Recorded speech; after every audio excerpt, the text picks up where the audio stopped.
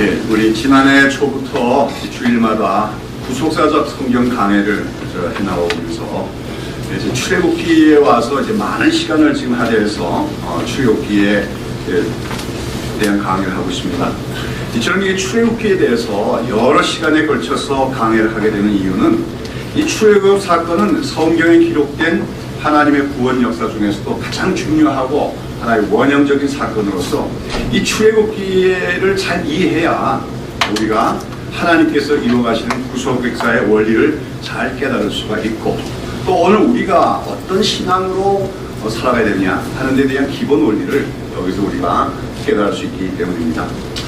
지난주까지는 하나님께서 이스라엘 백성들이 노예로 살아가고 있던 그 애굽 땅에서 해방을 얻게 하시는 가운데 참 마음이 강팍해가지고 완강하게 하나님의 명령을 거부하던 바로를 굴복시키고, 마침내 바로가 이제 그 이스라엘을 내모내게 된 결정적 사건이 무엇입니까? 바로 하나님이 내리신 10번째 재앙 중에서 마지막 재앙인 장자의 죽음 재앙이 그 땅에 임함으로 그 사건이 일어나는데, 그렇게 그 장자의 죽음 재앙이 애굽 땅에 임한 그 밤, 그날 그 밤을 뭐라고 합니까? 여호와의 밤이라고 부르기도 하고, 또 다른 말합니까? 유월절이라고도 부르게 되어지죠. 유월절이란 말은 넘어갔다 하는 뜻으로서 바로 하나님의 죽음의 사자가 그 밤에 애굽 땅에 임했고, 애굽 사람들의 바로로부터 시작해서 애굽 사람들의 모든 집에 그 죽음 사자가 들어가서 각 가정의 장자들과 또 그 기르는 가축들의 첫 새끼들을 다 죽이는 가운데, 이스라엘 백성들은 하나님께서 미리 알려주신 대로 그 어린 양을 잡아서 그 피를 문설주와 문인방에 발랐더니 죽음의 사자가 이스라엘 백성들의 집에는 그 피를 보고 들어가지 않고 넘어갔기 때문에 그날을 갖다가 이렇게 가르쳐서 넘어갔다 하는 뜻의 유월절로 부르게 됐다 하는 것에 대해서 우리가 살펴보았습니다. 여기서 이 유월절 사건, 거기서 그 이스라엘 백성들 한마디로 무엇으로 말미암아 구원을 받은 겁니까? 어린 양의 피로 구원을 받은 건데, 그 어린 양이 무엇을 양과 죽음과 피가 뭘 의미하는지에 대해서는 여러분이 잘 아실 줄로 믿습니다. 무슨 뭐 양의 피가 뭐 특별히 무슨 능력이 있어가지고 지금도 뭐 우리가 양을 잡아서 피를 갖다 바르면은 귀신들이 뭐 집에 못 들어오고 그렇게 이해하면 안 되겠지요. 그 마술적인 게 아니라 그 어린 양의 피, 그 어린 양과 그 어린 양의 피는 결국 장차 하나님 백성들을 위하여 죽으실 예수 그리스도와 그 죽음으로 말미암은 대속의 은혜를 미리 보여주는 하나의 예표였다 하는 것입니다. 바로 예수 그리스도의 피로서 우리는 우리 죄 사함을 받고 구원을 받게 되어지는 것이죠. 이러한 유월절 사건은 장차 그렇기 때문에 장차 하나님의 어린 양으로서 예수님께서 자기 백성을 위하여 십자가에서 죽으시고 피를 흘리실 것과 그 십자가의 죽음과 피를 믿는 자들은 하나님의 심판을 면하고 생명을 얻게 됨을 보여주는 아주 중요한 구속사적 계시다 하는 것에 대해서 여러 차례 강조해서 말씀을 드렸습니다.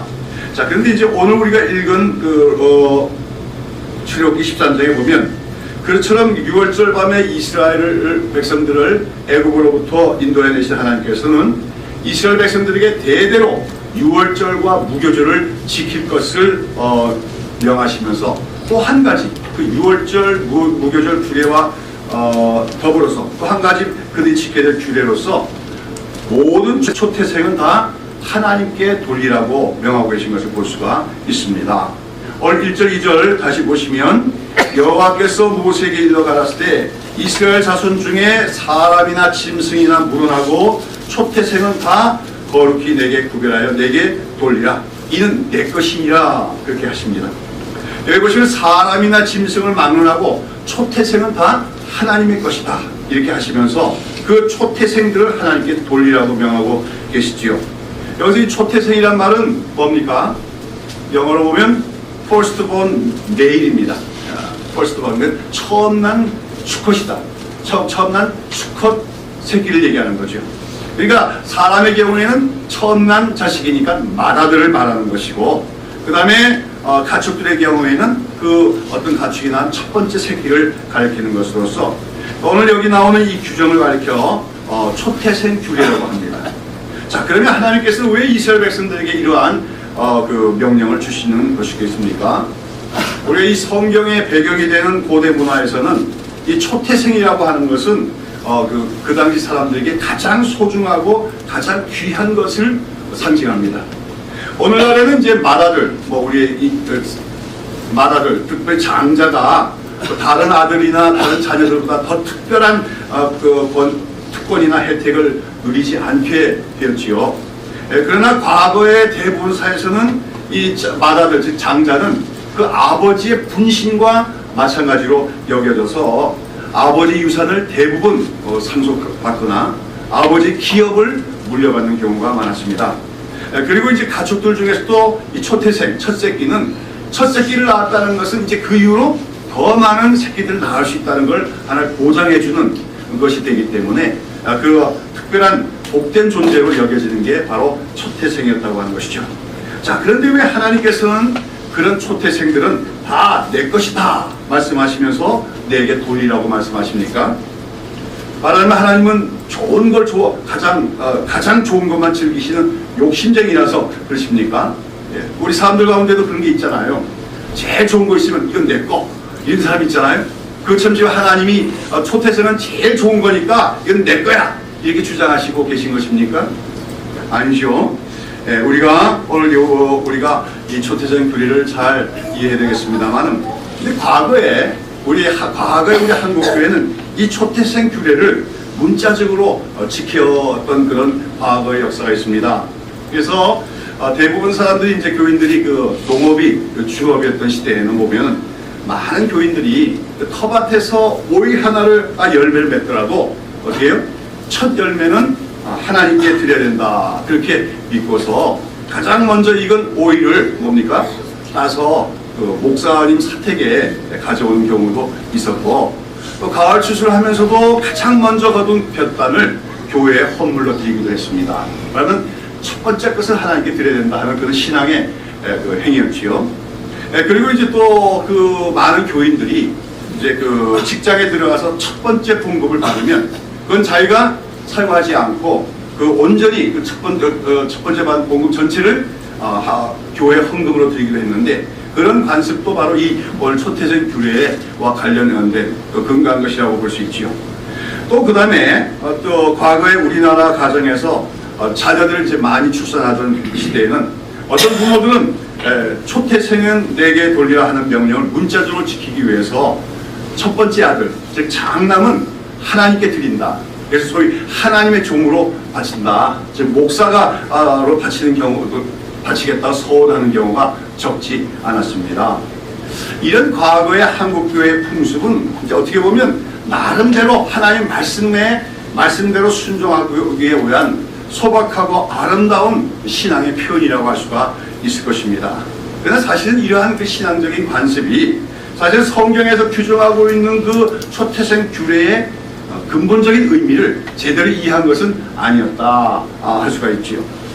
그래서 이제 가령 어떤 부모들이 자기가 낳은 장남, 마다를 하나님의 종으로 바치겠다고 소원을 하는 경우에 보면은, 그래서 이제 부모의 소원 때문에 어쩔 수 없이 이제 나이가 들어서 20대, 30대가 되니까 어쩔 수 없이 자기는 목사로서의 어떤 은사도 없고 하나님에 대한 어떤 체험도 없고, 그런데 뭡니까? 부모님의 소원 때문에 어쩔 수 없이 타이에서 신학교로 가고 공부를 하면서 힘들어하는 그런 갈등을 겪는 경우들이 적지 않았습니다.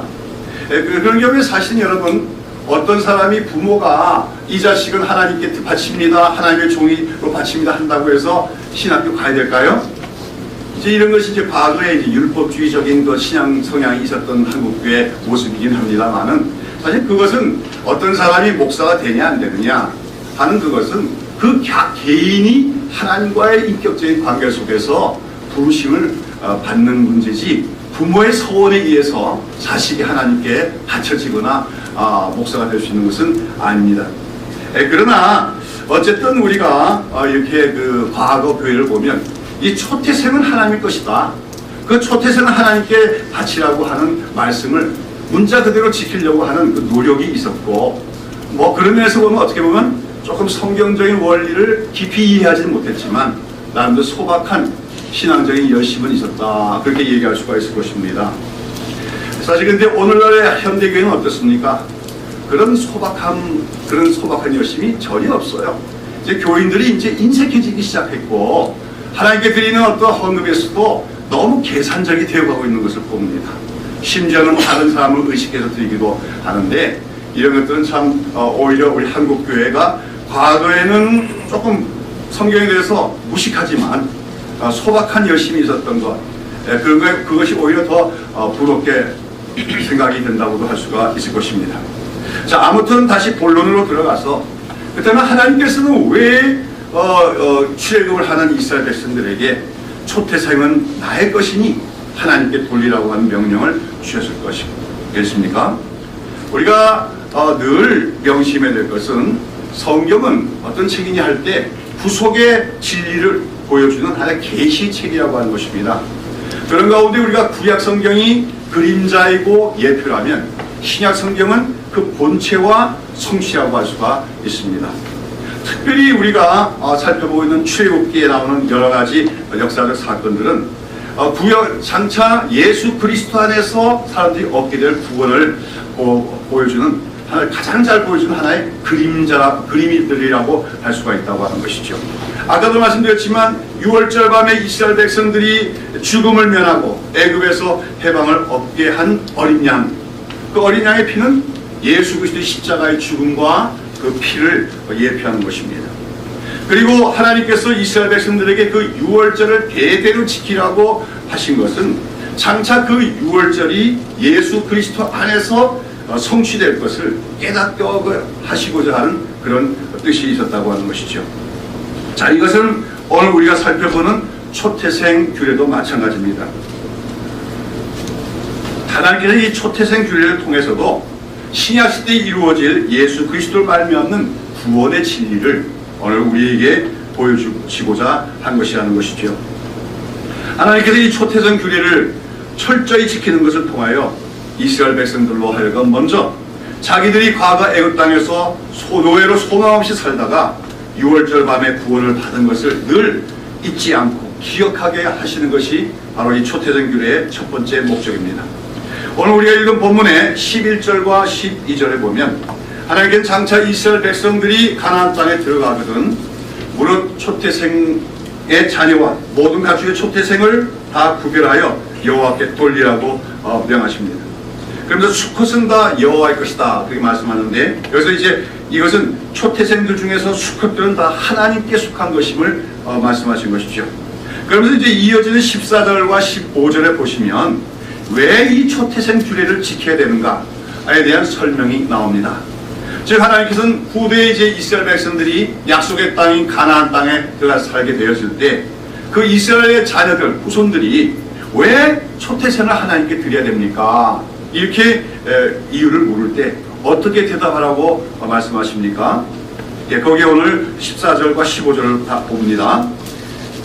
장래 네 아들이 내게 묻기를 이것이 어쩌이냐 하거든 너는 그에게 이르기를 여호와께서 그 손의 권능으로 우리를 애굽에서 곧 종이 되었던 집에서 인도해 내실세 그때 바로가 강팍하여 우리를 내고 보내지 아니하며 여호와께서 애굽 나라 가운데 처음 낳은 것을 사람의 장자로부터 생축에 처음 낳은 것까지 다 죽이신 거로 초태생의 수컷은 다 여호와께 희생을 드리고 우리 장자는 다 대속하나니 그랬습니다. 이것이 바로 초태생 규례를 이스라엘 백성들이 지켜야 될 첫 번째 이유라고 하는 것이죠. 여러분 아시다시피 그 첫 번째 6월절 밤에 어떤 사건이 났습니까? 애굽의 모든 장자들과 그 가축의 첫 새끼들, 초태생들이 다 죽임을 당했습니다. 그리고 그처럼 애굽 땅의 모든 장자와 첫 새끼 죽음이 임한 것은 바로 그 애굽 땅의 모든 죄악에 대한 하나님의 심판이었습니다. 그것은 바로 장차 이 세상의 전체에 대한 하나님의 심판을 보여주는 하나의 예표적 사건이었다는 것이죠. 그런 가운데서 이스라엘 백성들만은 그 장자와 초태생들이 죽음을 면하고 살아내게 된 것은 그들이 결코 애굽 사람들보다 더 의롭거나 또 죄악이 없어서가 아니었습니다. 사실상 이스라엘 백성들도 애굽 땅에 살면서 죄악 가운데 살아왔고 그렇기 때문에 사실은 그 밤에 애굽 사람들이 그 장자와 첫새끼들이 죽임을 당할 때 이스라엘 백성들도 마찬가지의 하나님의 심판을 받아야 마땅했습니다. 그러나 그 밤에 그들은 오로지 유월절 어린 양의 피를 잡아서 어린 양을 잡아 그 피를 바름으로써 죽음을 면할 뿐만 아니라 애굽에서 해방되는 구원을 받게 되었는데, 바로 이런 것을 통해서 이러한 사실이 있었음을 잊지 말고 기억하라. 즉 이스라엘 백성들에게 너희도 원래는 죽어야 마땅한 민족이었고 하나님의 심판을 받아야 되는 민족이었지만 오직 하나님의 은혜로 그 어린 양의 피로 말미암아 구원을 받았음을 잊지 말라고 하나님은 이 초태생 규례를 지키게 하셨다고 말씀을 하십니다. 이런 초태생 규례는 오늘 우리 기독교 신앙의 복음적인 진리를 명확하게 우리에게 보여주고 있습니다. 여러분, 오늘 이 신약 시대에는 누가 이스라엘입니까? 우리 예수 믿는 그리스도인들을 성경에서는 새 이스라엘이라고 부르고 있지요. 그런 가운데 우리 그리스도인들도 사실은 우리가 죄로 말미암아 반드시 하나님의 심판을 받아야 되고 죽임을 당해야 되는 존재였음을 우리는 망각해서는 안 된다는 겁니다. 세상 사람과 우리가 하나도 다른 것이었습니다. 우리는 모두 하나님의 진노의 심판 아래 있는 존재고 하나님의 종말적 심판 때 다 멸망을 당할 수밖에 없는 존재들입니다. 그러나 그런 우리들이 유월절 어린 양이신 예수 그리스도의 십자가의 죽음을 바로 우리를 대신하여 죽으신 것을 우리가 믿을 때 우리는 우리의 죄의 용서함을 받고 그 죽음을 면하고 우리는 영원한 생명을 얻고 하나님의 백성이 되는 구원을 받게 되었는데, 바로 초태생 규례는 그것을 우리에게 보여주고자 가르치고자 한 규례라고 하는 것입니다. 사랑하는 여러분, 오늘 우리는 구원받은 하나님의 백성이 되었습니다. 그러나 그것은 우리가 의롭다거나 세상 사람보다 더 죄악이 없기 때문이 아닙니다. 오직 예수 그리스도의 십자가의 죽음의 피로 말미암아 우리가 구원을 받았다 하는 것이 늘 기억하기 위해서 하나님은 초태생 규례를 지키라고 말씀하십니다. 그래서 특별히 뭡니까? 장자들은 다 하나님의 것이다 해서 장자를 하나님께 바쳐야 되는데, 이제 이것이 나중에 레이인 규정으로 발전하게 되죠. 그럼 장자들을 다 하나님께 바친다 그러면 이제 죽이는 것이 아니라 성전에 가서 봉사하게 하는 건데, 하나님의 종이 되게 하는 건데, 근데 그렇게 되면 혼란이 있잖아요. 그래서 이제 나중에 어떤 규례가 되면 레위 지파가 특별히 장자들을 대신하는 지파가 되어서 모든 이스라엘 가정의 장자들 대신에 뭡니까? 레위인들이 하나님의 성전에서 하나님을 섬기는 지파가 되어집니다. 그 대신 이제 이스라엘 사람들은 장자가 나면 그 레위인들이 자기들을 위해서 대속한 대가로 뭡니까? 속전을 바치도록 되어 있는 것이죠. 자, 그리고 이제 또 이스라엘 백성들은 초태생들을 또 하나님께 드려야 된다는 거죠. 그래서 이제 이것이 나중에 짐승의 가축의 초태생뿐만 아니라 곡식과 여러 가지 과일의 첫 열매까지도 하나님께 바치는 걸로 연결이 되게 됩니다만, 아무튼 이제 이스라엘 백성들은 이 초태생 규례에 근거해서 이제 가나안 땅에 들어가 살면서 늘 가축이 낳은 첫 새끼들을 하나님께 바치고 또 곡식의 첫 열매도 하나님께 바치려만 되게 되었다고 하는 것이죠.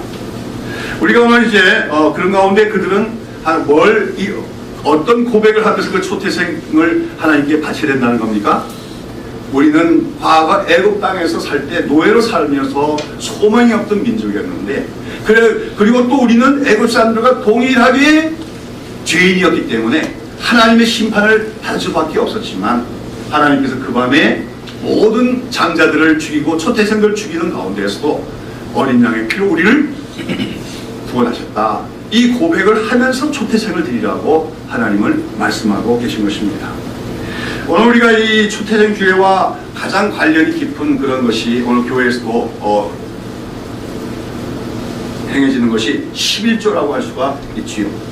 여러분, 11조라는 게 뭡니까? 내 소득의 10분의 1을 하나님께 바치는 것이다. 많은 사람이 그렇게 이해를 하고 있습니다.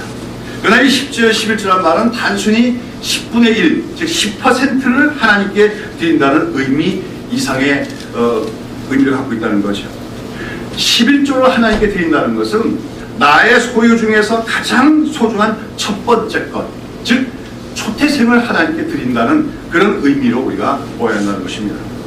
그 가운데 우리는 이 11조를 드린다고 하는 그 헌상의 행동 속에서도 우리는 이 초태생의 규례의 의미를 늘 새길 수 있어야 한다는 겁니다. 과거 한국교회에서는 11조가 하나의 의무처럼 규정이 되어 있다가 교인들이 11조를 바치는데 좀 율법주의적인 동기에서 합니다. 11조를 안 했다가는 벌을 받는다든지, 또 거꾸로 11조를 잘하면 복을 받는다든지, 이런 동기에서 11조 한 경우들이 많았어요. 이런 왜곡된 것이죠. 근데 요즘에는 또 조금 개혁적이라고 할까? 그런 사람들을 비롯해갖고 11조는 구약시대에만 해가지고 율법에 속한 것이기 때문에 신약시대에는 율법 그런 의무가 없다. 그래서 11조를 안 해도 된다, 이렇게 주장하는 사람들도 많이 생깁니다. 그러나 우리가 오늘 이 시대에 살아가면서 문자적인 11조를 드리든 안 드리든 간에 우리는 11조를 하는 주의 백성이 되어야 됩니다. 11조의 그 의미를 망각하지 않고 11조의 정신을 가지고 하나님께 나 자신을 헌신하는 그런 신앙은 우리가 견지해야 된다고 하는 것이죠. 그런 가운데 우리가 모든 11조를 비롯한 모든 헌금을 드리면서도 조금이라도 그것을 내 것이라고 생각하면서 내 것을 하나님께 드렸으니까 그 결과로 하나님께서 나에게 복을 주신다든지, 또는 그런 생각을 한다면 이것은 하나님의 은혜를 헛되게 만드는 가증한 행위임을 우리는 기억을 해야 됩니다. 오늘 한국교회에서 과거에 많은 폐단이 바로 헌금하면 복받는다, 11조를 꼬박꼬박 하면 하나님이 그 가정을 지켜주신다, 이런 가르침들이 횡행했다는 거죠. 이것은 하나님의 구속의 원리를 망쳐버리는 잘못된 그런 타락한 종교적인 그런 행위임을 알아야 됩니다. 오늘 하나님께서는 왜 초태생을 바치라 합니까? 과거에 너희가 애굽 땅에서 모든 장자가 죽임을 당하는 가운데서도 하나님의 은혜로 죽음을 면한 것을 기억하라고 말씀하는 것입니다. 왜 오늘 우리는 하나님께 11조를 드립니까? 또 많은 헌금을 드립니까? 그것을 기억하는 것입니다.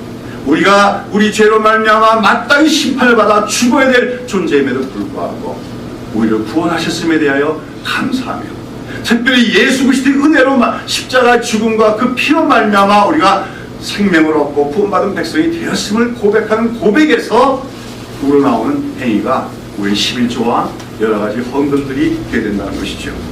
이것은 다른 데에도 다 연결이 될 수가 있습니다. 여러분, 오늘 여기 보면 16절에 보시면 뭐라고 했습니까? 이것으로 내 손의 기호와 내 미간의 표를 삼으라 하겠습니다. 초태생을 하나님께 바쳐라 하는 그러한 규정을 어떻게 합니까? 그걸 써서 손목과 미간의 표를 삼으라고 했죠. 이런 비슷한 말씀이 이제 신명기 6장에도 나오는데, 말하자면 이스라엘아 들으라 하는 말씀이 나오죠. 하나님은 오직 하나뿐이시니 뭐 하는 쭉 나오는 걸 쉐마라고 합니다. 들으라 이스라엘아 하는, 들으라 말이 히브리어는 쉐마거든요. 그래서 그 부분을 이제 이스라엘 사람들, 유대인들은 어떻게 합니까? 오늘날까지도 그 신명기 6장에 있는 그 말씀을 양피지에다가 다 기록을 해가지고 그걸 조금 이렇게 돌돌 말아서 경갑이라고 하는 작은 상자에 담아가지고 끈으로 매가지고 그걸 손목에, 오른손 손목에도 매고 이마에도 맵니다. 그런데 하나님께서 그렇게 행했다고 그렇게 하는 것이 그 규정을 지키는 것이냐? 근데 똑같은 규정이 오늘 여기 나오지요. 초태생 규례를 잊지 말고 뭡니까? 손의 기호와 내 미간의 표로 삼으라 하는 말씀이 뭡니까? 그것이 그런 이 말씀을 그렇게 양피지 같은 데 기록해서 이마에 붙이고 손목에 붙이고 다니라는 얘기입니까? 아니죠. 이 말씀 한마디로 잊지 말라 하는 겁니다. 늘 명심해라. 초태생 바치기를, 초태생은 다 누구 것이다? 하나님의 것임을 잊지 말고 하나님께 드리기를 힘쓰라 하는 것을 늘 명심하고 잊지 말라고 하는 뜻이죠. 근데 더 나가면, 근데 왜 하필이면 그 표를 어디다 붙이라고 했어요? 네 손과 이마의 미간에 붙이라고 했지요. 거기서 왜 손과 이마입니까? 여기서 손이라고 하는 것은 행위를 가리키는 겁니다. 우리 손으로 행동을 하잖아요. 행위를 가리키는 것이고, 미간이라고 하는 것은 우리의 생각과 사상을 얘기하는 겁니다. 한마디로 그 초태생 규례를 지킬 것을 내 미간의 이마와 내 손과 미간의 귀와 표로 삼으라는 것은 우리가 하나님 백성으로 이 땅에 살아가는 동안에 우리의 모든 행위의 기본적인 원리 또는 기본적인 동기, 또 우리의 모든 생각과 사상에 항상 이 초태생 규례의 근본적인 의미를 망각하지 말라고 하는 말씀이죠. 우리는 무엇을 해도 우리는 하나님, 우리도 죄인으로서 심판을 받아 멸망당했어야 될 존재들이지만 하나님의 은혜로 구원을 받아 생명을 얻었습니다. 이 고백과 그 인식을 잊지 말아야 된다는 걸 의미합니다. 그리고 우리의 모든 행동도, 우리의 모든 삶도 그러한 하나님 앞에서 죄인과 심판받을 수 없는 존재였지만 구원받았음에 대한 감격과 감사가 우리의 모든 삶과 행동의 기본 원리가 되어야 되고, 특별히 하나님께 드리는 헌신 행위의 범위가 기본적인 동기가 되어야 됨을 하나님은 명하시고 계신 것입니다. 오늘 우리가 이 교회는 대단히 중요한 것이죠. 아까 11조 문제를 얘기했지만 11조를 드리는 것도 하나님 내가 얼마를 버는데 10%를 하나님께 드립니다. 무슨 세금을 바치듯이 아니면 또 뭐지 하나님께 무슨 선물을 드리듯이 그렇게 생각하면 안 된다는 것이죠. 11조를 초태생에 준한 것으로 본다면 하나님, 우리는 영원한 심판을 받아 멸망당할 수밖에 없었는데 예수 그리스도의 피로 말미암아 구원받은 존재입니다. 그 고백 속에서 우리의 11조가 하나님께 바쳐줘야 된다는 겁니다. 이것은 뭐 헌금의 문제뿐만 아니에요. 교회를 위하여 봉사하는 일, 헌신하는 일도 마찬가지입니다. 어떤 사람이 열심히 교회를 섬기면서 은근히 내가 이만큼 많은 수고를 했으니까 하나님께서 나에게 뭔가 복을 주셔야 되지 않겠나 생각을 하고 있다면 그 사람은 하나님의 은혜를 알지 못하는 자이고 초태생 규례의 근본적인 의미를 깨닫지 못하고 있는 사람이란 것이요. 오늘 안타깝게도 한국교회에는 이 초태생 규례의 그 근본적인 의미를 망각한 사람들이 많습니다. 그것도 평신도가 아니라 내노라 하는 이름이 난 그런 목회자를, 교회 지도자들 가운데서도 이 초태생 규례를 알지 못하는 자들이 많은 것 같습니다. 어떤 목사가 교회를 크게 만들고서는 자기 것 신앙 주장합니다. 아들에게 막 물려줍니다. 그 교회 재정을 지가 마음대로 씁니다. 무슨 뜻입니까? 이건 내 거다 그래요. 그러면 그 사람이 이때까지 누굴 위해서 일하는 겁니까? 자기 자신을 위한 거예요. 자기 자신을 위한 종교적인 행위라는 것에 불과하다는 것입니다. 성경에서 뭐라고 말합니까? 우리가 아무리 주님의 명령을 받아서 많은 수고를 하고 많은 일을 했다 할지라도 주님 앞에서 우리는 항상 뭐라고 고백해야 됩니까? 그래서 무익한 종일 뿐입니다. 무익한 종이 하나님이 명하신 것을 행했을 뿐입니다. 고백하라고 했습니다. 그러면서 더불어서 이 초태생계는 그런 속에서 왜 우리가 열심히 순종하고 열심히 봉사하고 헌신하느냐? 바로 우리가 죄로 말미암아 우리도 영원한 심판과 죽음을 받을 수밖에 없는 존재였는데 예수 그리스도의 피로 구원함을 받았음을 기억하는 것이 우리의 모든 삶의 삶과 행동의 근본 원리가 되어야 되고 우리 생각의 기본 원리가 되어야 됨을 오늘 이 초태생 규례는 우리에게 말해주고 있다고 하는 것이죠. 근데 여기 오늘 본문에 쭉 보시면은 13절에 보시면 좀 재미있는 규정이 또 하나 첨가되어 있습니다. 여기 보면 13절 한번 보실까요? 다 같이 한번 읽읍시다. 시작.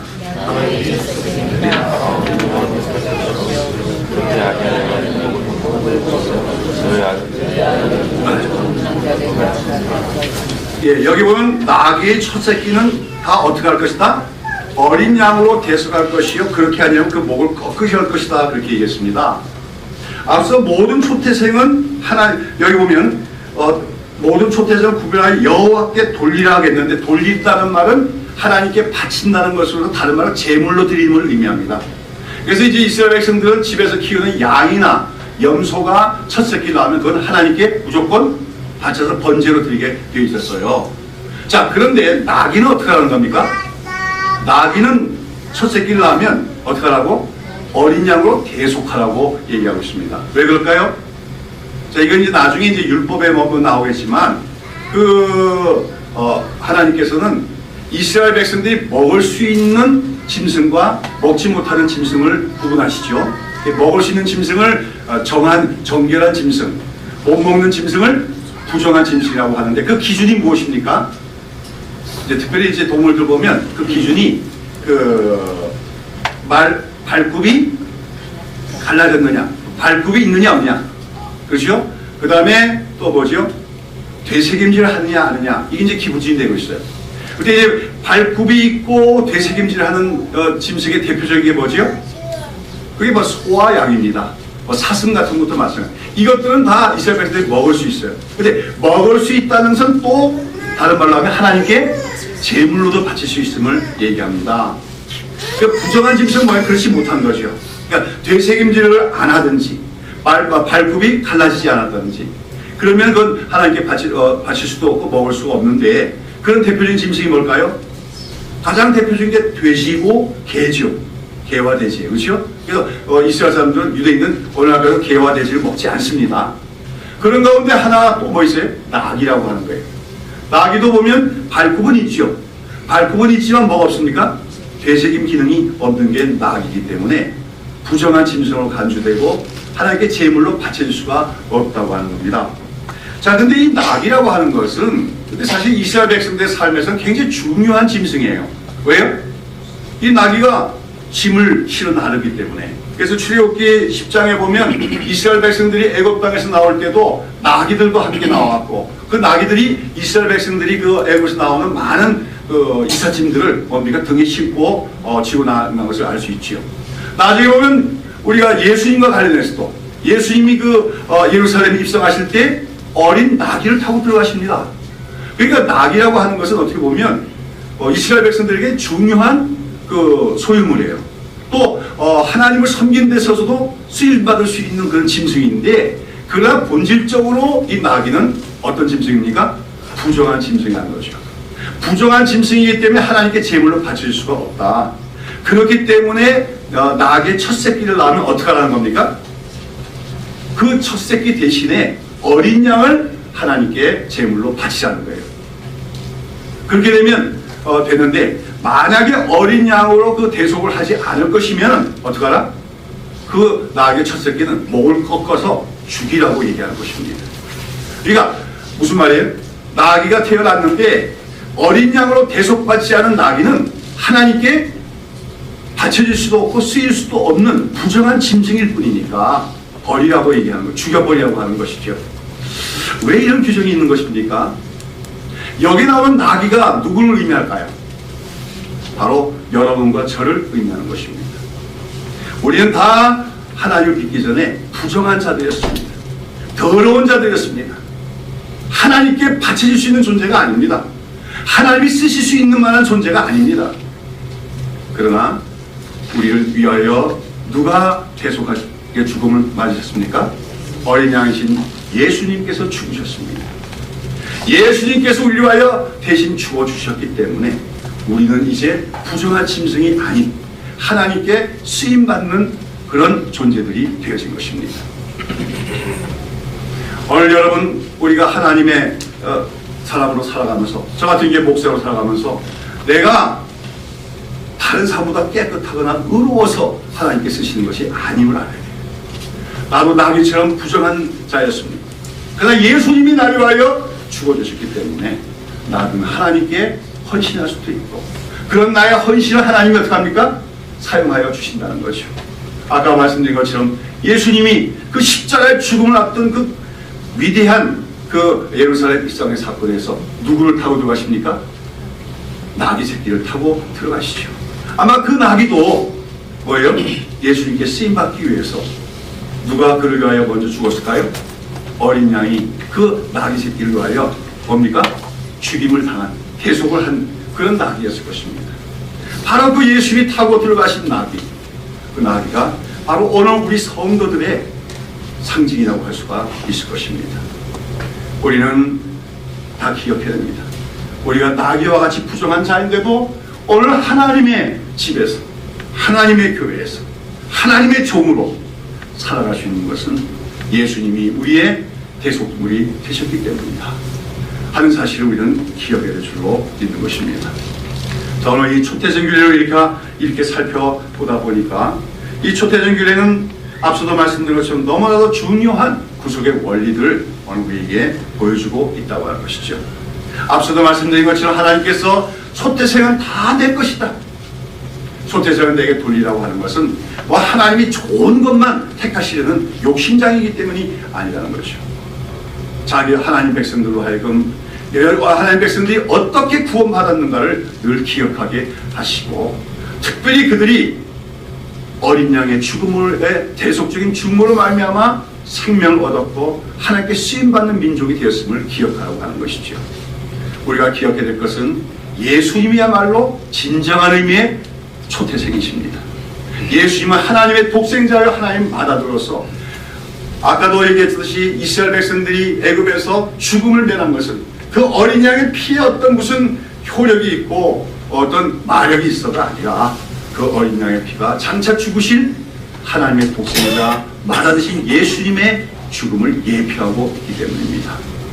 사실은 이스라엘 백성들은 그래도 장자가 죽임을 당하고 초태생의 죽임을 당해야 됐지만, 하나님께서는 그들 대신에 누구를 죽이신 것입니까? 하나님의 독생자이신 하나님의 장자이신 예수님을 죽이심을 통하여 이스라엘 백성들로 하여금 생명을 얻고 구원을 받게 하셨다고 하는 것이죠. 그리고 오늘 우리는 나귀와 같이 부정한 자들이지만 그 예수님의 죽으심으로 말미암아 하나님에게 쓰임받을 수 있고 하나님께 헌신할 수 있는 존재가 되었음을 기억할 때마다 늘 우리의 진정한 하나님의 초태생이신 예수 그리스도께 감사하는 우리가 되어야 될 줄로 믿습니다. 앞서도 말씀드린 것처럼 이 초태생 교회를 어떻게 하겠습니까? 너희의 손의 기호와 미간의 표를 삼으라는 것은 우리가 이 초태생 교회가 말하고자 하는 구속계의 원리를 망각하지 말고 우리의 모든 삶과 생각의 기본 원리로 삼으라고 하는 말씀인 것입니다. 그래서 우리는 아까도 얘기한 11조를 비롯한 모든 헌상의 행위뿐만 아니라 우리의 삶 전체가 이 초태생 규례에 근거한 그러한 우리 삶과 행위가 되어야 될 줄로 믿습니다. 우리는 이러한 구약 성경의 초사된 규례가 신약 성경에서 어떻게 적용이 되고 있는가 하는 것을 여러 성경 구절들을 통해서 우리가 발견할 수가 있죠. 몇 군데만 찾아보겠습니다. 제일 먼저 고린도전서 6장 19절과 20절 말씀입니다.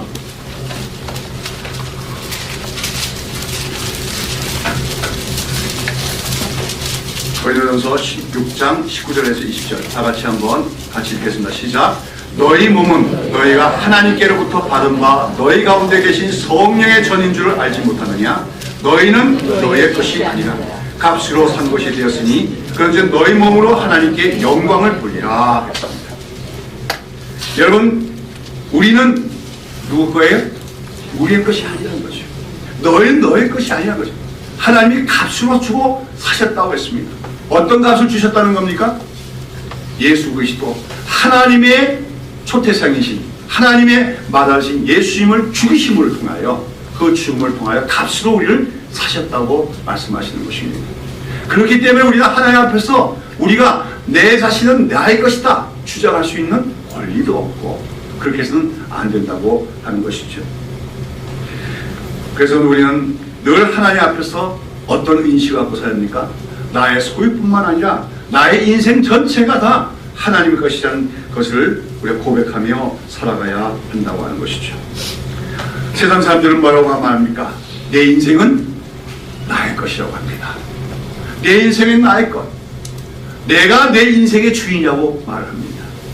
그러나 오늘 그리스도인들은 예수 그리스도의 피로 대속함을 받고 값으로 삼바 되어졌기 때문에 내 인생은 내 것이 아니라 하나님의 것임을 고백해야 되고 우리의 모든 삶의 목적은 오직 하나님께 영광을 돌리는 것이 되어야 된다고 하는 것입니다. 그리고 이 초태생 규례와 관계된 말씀을 우리는 또한 로마서 12장 1절을 우리가 상기할 수가 있습니다. 로마서 12장 1절 말씀 잘 아시죠? 다 같이 한번 읽어봅시다. 그러므로 형제들아 내가 하나님의 모든 자비하심으로 너희를 권하노니 너희 몸을 하나님이 기뻐하시는 거룩한 산제사로 드리라. 이는 너희의 드릴 영적 예배니라 했습니다. 우리는 내가 내 것이 아님을 하나님께서 고백해야 돼요. 그런 가운데 우리는 우리의 몸을 하나님 기뻐하시는 거룩한 산제사로 드려야 된다고. 그것이 바로 영적인 예배라고 바울은 얘기하고 있습니다. 여러분, 아까도 말씀드렸지만 나귀는 부정한 짐승이기 때문에 하나님께 바쳐질 수가 없어요. 그러나 어린 양의 대속적인 죽음을 통하여 나귀도 하나님의 일을 위하여 쓰임받을 수가 있는 것입니다. 마찬가지로 우리도 원래는 부정한 존재들로서 하나님께 제물로 바쳐질 수가 없었어요. 그러나 예수님의 죽으심을 통하여서 우리는 정결함을 입게 되었고 이제 우리가 하나님께 제물로 바쳐질 수가 있습니다. 여러분, 우리 자신을 어떻게 하나님께 제물로 바칠 수 있습니까? 불 속에 뛰어들면 됩니까? 아니죠. 우리의 삶이 하나님께 바쳐질 때 그것이 바로 산제사가 된다고 하는 것이죠. 오늘 우리는 이렇게 주일날 예배를 드리고 있어요. 이 주일 예배가 귀합니다. 그러나 우리는 이런 주일 예배와 더불어 우리의 삶 전체가 하나님께 드려지는 산제사, 영적인 예배가 되어야 될 줄로 믿습니다. 예배는 이 주일 예배, 이 공식적으로 모인 예배 시간에만 끝나는 게 아니에요. 우리의 모든 삶 속에서 산제사와 영적 예배는 이루어져야 된다는 겁니다. 어떤 것이 산제사요 영적인 예배입니까? 로마서 12장 1절 그 산제사 영적 예배에 대한 주석이 바로 그 다음에 나오죠. 잘하는 말씀이죠. 형제들아, 뭐죠? 너희는 이 세대를 본받지 말고 어떻게 합니까? 변화를 받아 어떻게 합니까? 하나님의 선하시고 기뻐하시고 온전하신 뜻이 무엇인지 분별하도록 하겠습니다. 오늘 우리가 그리스도인으로서 하나님의 백성으로서 특별히 예수 그리스도의 피로 말미암아 대속함 받은 자들로서 우리는 아무렇게나 살아서는 안 된다는 겁니다. 세상에 이렇게 가니까 세상 따라 살아서는 안 된다는 겁니다. 너희는 이 세대를 본받지 말라는 것은 이 세대의 흐름, 이 세대의 문화, 이 세대의 정신, 그것에 휩싸여 살지 말라고 하는 것입니다. 어떻게 해야 합니까? 마음을 새롭게 한다는 것은 하나님 앞에서 늘 우리가 어떠한 존재인가를 자각하고 그 다음에 어떻게 하는 거예요? 하나님의 선하시고 기뻐하시고 온전한 뜻이 무엇인지 분별하는 것. 이 일을 하면 하나님이 기뻐하실까? 기뻐하지 않으실까? 하나님이 오늘 기뻐하시는 일은 무엇일까? 그리고 하나님이 선하다 여기시는 건 무엇일까? 여러분, 그걸 알려면은 노력이 있어야 돼요. 성경 말씀 배워야 돼요. 아까도 얘기했지만 성경 말씀을 가르친다고 하는 자들이 성경의 원리를 깨닫지 못해가지고 큰 일을 해놓고 내가 했다고 이루는 그런 행위들, 그건 하나님의 전혀 기뻐하지 않으시고 전혀 선하신 게 아니지 않습니까? 말씀을 잘 배우고 깨달아야 합니다. 그래서 하나님이 기뻐하시는 일, 하나님이 정말 인정할 선하신 그 뜻이 무엇인가, 그걸 우리가 깨달아서 그러나 하나님의 뜻에 따라 살고자 힘써 나갈 때 부족하지요. 늘 그렇게 되는 건 아니잖아요. 그럼에도 불구하고 날마다 또 예수 그리스도의 은혜를 십자가의 은혜로 말미암아 새로짐을 받으면서 그렇게 하나님의 기뻐하시고 온전한 뜻이 분별하며 그 뜻에 순종해 나갈 때 우리는 비로소 하나님께 영적인 제사와 산제사와 영적인 예배를 드리는 사람들이 되어진 줄로 믿습니다. 그러니까 여러분, 오늘 이 초태생 규례는 누구를 위한 것입니까? 구약시대 이스라엘 백성들을 위함이 아닙니다. 결국 이 초태생 규례는 오늘 예수 그리스도의 은혜로 구원받은 우리들을 위한 것임을 기억해야 될 줄로 믿습니다. 이 초태생 규례는 바로 예수 그리스도로 말미암은 구원의 복음을 우리에게 예시해주고 있습니다. 오늘 우리는 이 초태생 규례 속에서 하나님이 말씀하시고자 한 그 구속의 원리를 잘 깨달아서 그 구속의 원리를 따라 살아가는 저와 여러분이 되어야 될 줄로 믿습니다. 그 초태생 규례를 우리 마음에 새기고 정말 손목에 기호를 삼고 이마에 표를 삼듯이 우리의 삶과의 모든 행위와 사고의 기본 근본 원리가 이 초태생 규례, 즉 나는 내 것이 아니라 하나님이 값주시고 사신 것이다. 영원한 죽음의 심판을 받을 수 없는 우리가 어린 양 예수 피로 구속함을 받아 생명을 얻게 되었다. 그리고 우리는 부정한 자지만 예수님의 죽으심을 통하여 하나님께 바쳐지는 존재가 되었다. 이것을 늘 기억하고 살아가는 그런 하나님의 백성들 되시기를 예수님의 이름으로 축원합니다. 기도하십니다.